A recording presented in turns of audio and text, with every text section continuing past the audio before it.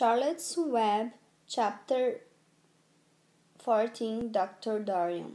The next day was Saturday. Fern stood at the kitchen sink drying the breakfast dishes as her mother washed them.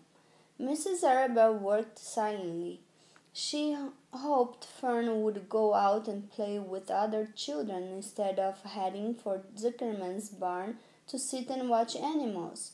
Charlotte is the best storyteller I ever heard, said Fern, poking her dish towel into a cereal bowl.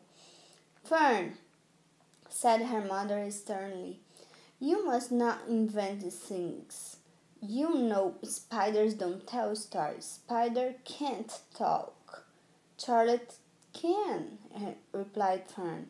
She doesn't talk very loud, but she talks. What kind of story did she tell? Asked Mrs. Arabelle. Well, began Fern, she told us about a cousin of hers who caught a fish in her web. Don't you think that is fascinating? Fern, dear, how would a fish get in a spider's web? Said Mrs. Arabelle. You know it couldn't happen. You are making this up. Oh, it happened all right, replied Fern. Charlotte never fibs. This cousin of hers built a web across the stream. One day she was hanging around on the web, and a tiny fish leaped into the air and got tangled in the web. The fish was caught by one fin, mother. Its tail was widely thrashing and shining in the sun. Can't you just see the web sagging, dangerous under the weight of the fish? Charlotte's cousin kept slipping in, dodging out, and she was beaten mercilessly over the head by the wildly thrashing fish, dancing in, dancing out, throwing. Fern, snapped her mother, stop it! Stop inventing these wild tales. I'm not inventing, said Fern. I'm just telling you the facts. What finally happened? Asked her mother, whose curiosity began to get the better of her. Charlotte's cousin won. She wrapped the fish up, then she ate him when she got good and ready. Spiders have to eat, the same as the rest of us. Yes, I suppose they do, said Mrs. Arabelle vaguely. Charlotte has another cousin who is balloonist. She stands on her head, lets out a lot of flying, and it's carried aloft on the wind. Mother, wouldn't you simply love to do that? Yes, I would. Come to think of it, replied Mrs. Arabelle. But Fern, darling, I wish you'd play outdoors today instead of going to Uncle Homer's barn. Find some of your playmates and do something nice outdoors. You are spending too much time in that barn. It isn't good for you to be alone so much. Alone? Said Fern. Alone? My best friends are in the bar cellar. It is a very sociable place, not at all lonely. Fern disappeared after a while, walking down the road towards Zuckerman's. Her mother dusted the sitting room. As she worked, she kept thinking about Fern. It didn't seem natural for a little girl to be so interested in animals. Finally, Mrs. Arabelle made up her mind she would pay a call on old Dr. Dorian and ask his advice. She got in the car and drove to his office in the village. Dr. Dorian had a thick beard. He was glad to see Mrs. Arabelle and gave her a comfortable chair.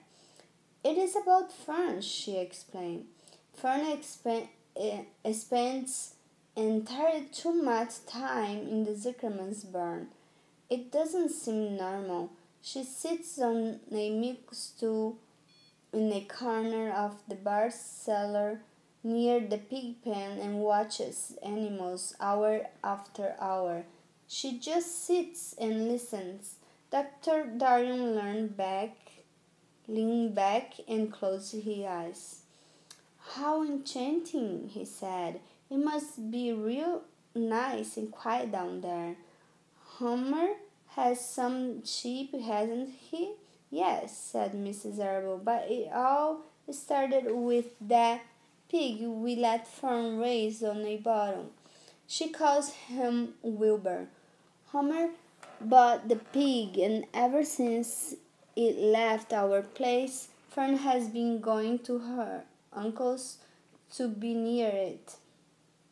I've been hearing things about that pig, said Dr. Dorian, opening his eyes.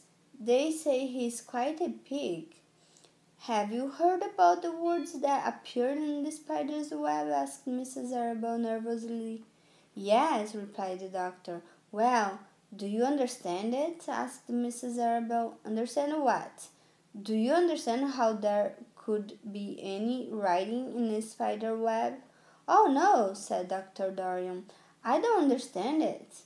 But for that matter, I don't understand how a spider learned to spin a web in the first place. When the words appeared, everyone said they were a miracle, but nobody pointed out that the web itself is a miracle. What's miraculous about a spider's web? Said Mrs. Arable. I don't see why you say a web is a miracle. It's just a web. Ever tried to spin one? Asked Dr. Dorian. Mrs. Arable shifted uneasily in her chair. No, she replied, but I can crochet a doily and I can knit a sock. Sure, said the doctor, but somebody taught you, didn't they? My mother taught me. Well, who taught a spider? A young spider knows how to spin a web without any instructions from anybody.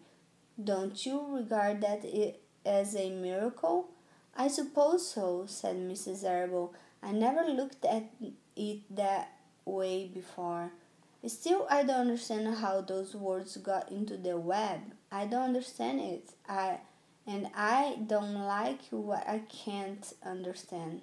None of us do, said Dr. Dorian, sighing.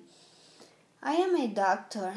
Doctors are supposed to understand everything, but I don't understand everything, and I don't intend to let it worry me. Mrs. Arable fidgets. Fern says the animals talk to each other. Dr. Dorian, do you believe animals talk? I never heard one say anything, he replied, but that proves nothing. It is quite possible that an animal has spoken civilly to me and that I didn't catch the remark because I wasn't paying attention. Children pay better attention than grown-ups. If Fern says that the animals in Zuckerman's barn talk, I'm quite ready to believe her. Perhaps if people talked less, animals would talk more. People are incessant talkers. I can give you my word on that. Well, I feel better about Fern, said Mrs. Arable. You don't think I need to worry about her? Does she look well? Asked the doctor. Oh, yes. Appetite good? Oh, yes, she's always hungry. Sleep well at night? Oh, yes. Then don't worry, said the doctor. Do you think she will ever start thinking about something besides pigs and sheep and geese and spiders? How old is Fern? She is 8. Well, said Dr. Dorian, I think she will always love animals, but I doubt that she spends her entire life in Homer Zuckerman's bar cellar. How about boys? Does she know any boys? She knows Henry Fussy, said Mrs. Arable brightly. Dr. Dorian closed his eyes again and went into deep thought. Henry Fussy, he mumbled. Remarkable. Well, I don't think you have anything to worry about. Let Fern associate with her friends in the barn if she wants to. I would say offhand that spiders and pigs were fully as interesting as her and Fussy. Yet I predict that the day will come when even Harry will drop some chance remark that catches Fern's attention. It's amazing how children change from year to year. How's Avery?